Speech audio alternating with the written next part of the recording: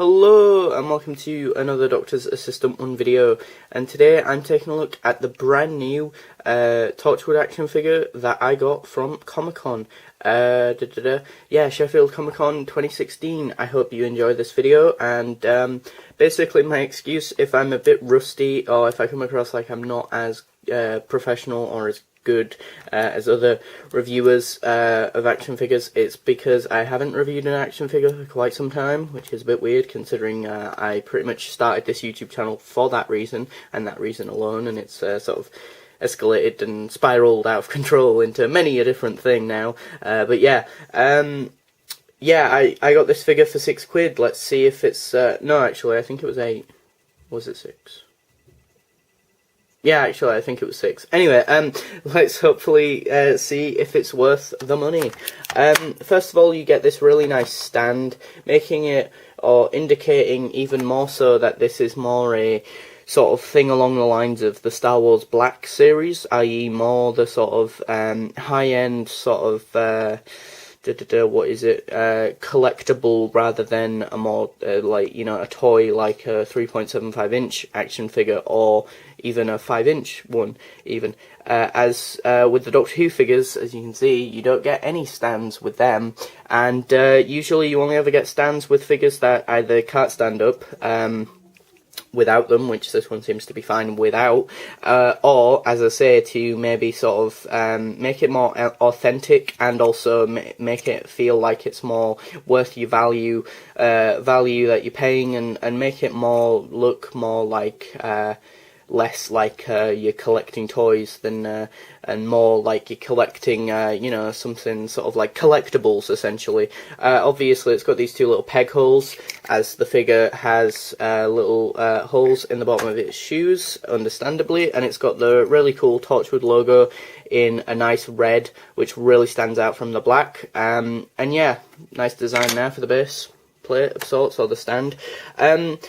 Colour scheme wise, he looks like the character he's supposed to look like, which is always nice, you know, that always usually helps, and that make it authentic, and the authenticity there. He's got these sort of brown shoes, and that the natural light here really isn't helping, but they are brown, a sort of glossy brown, a sort of shiny glossy brown, and then the suit is very nice actually. It's just sort of a matte purple, which I actually quite like.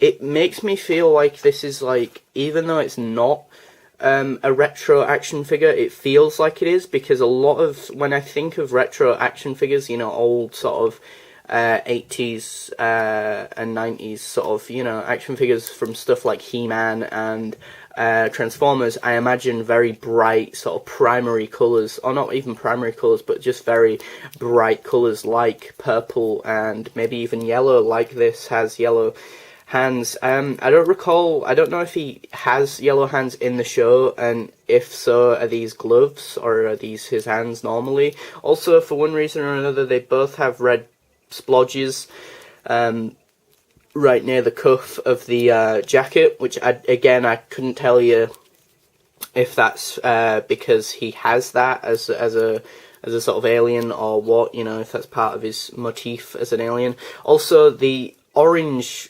tie, my god, does that stand out, like, you know, in contrast to the purple. I love that, you know, even just from here or this side, it sort of pops out so vividly, you know. I love that. It's very much like sort of, yeah, it's a very artistical, sort of very colourful action figure, one of the more colourful and yet simplistic designs, you know, very simplistic in the sense that, you know, all of this suit is just one colour, but it really works. There's little pockets for detail there, and here, and belt there, you know, just very subtle, primal, sort of simplistic design, you know, a little bit of creasing at the back to just indicate that it is a suit that has been worn.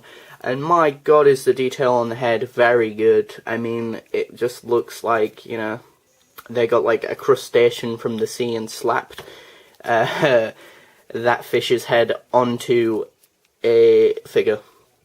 You know, it really does look authentic and really cool. And what I like about Torchwood and things of that ilk, you know, X-Files, Torchwood, the new Star Wars, and some of the old one, not so much the prequels, but, you know, the practical effects and that, you know, because it's easier, I can imagine, to make an action figure of a practical effect, you know, because it's really there, you know, you can sort of work from that and stuff.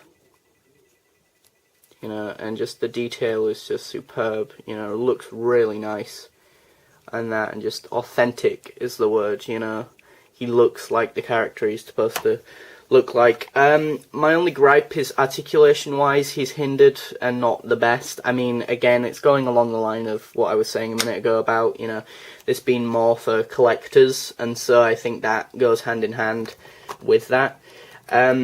Yeah, his arm doesn't go out to the sides, as I did do that, and then this arm just popped out, but it's got very limited humanoid articulation. I mean, I don't even know if the feet move full 360. The hands do move full 360, even though this one already looks like it's about to pop out.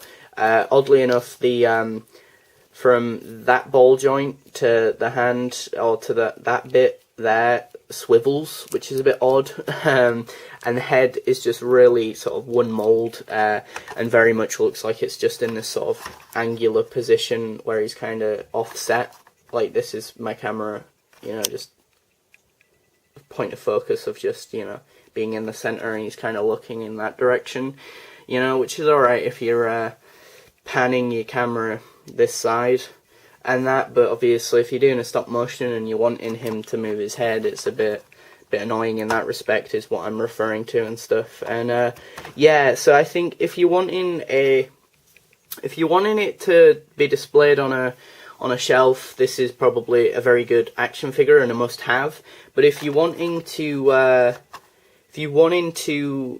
get it and you're more on the, I want to sort of do a stop motion, or, you know, have this to sort of play around with, you know, in a stop motion or in a figure adventure, or, you know, that sort of thing, or just have as a sort of toy, and that, then I don't think this is for you. If, as I say, you're more inclined to just sort of have it on a display on a shelf or in a glass case cabinet, then yeah, this is definitely a must-have for you. So yeah, it just depends on that really. So yeah, I would give this a well-earned 7 out of 10. I think accuracy-wise, it's superb, and it's very simplistic in its colour scheme, but very effective. I just don't think the articulation's there, but where it lacks in articulation, it very much, you know, makes up in detail. So yeah, thanks for watching, comment, rate, and subscribe.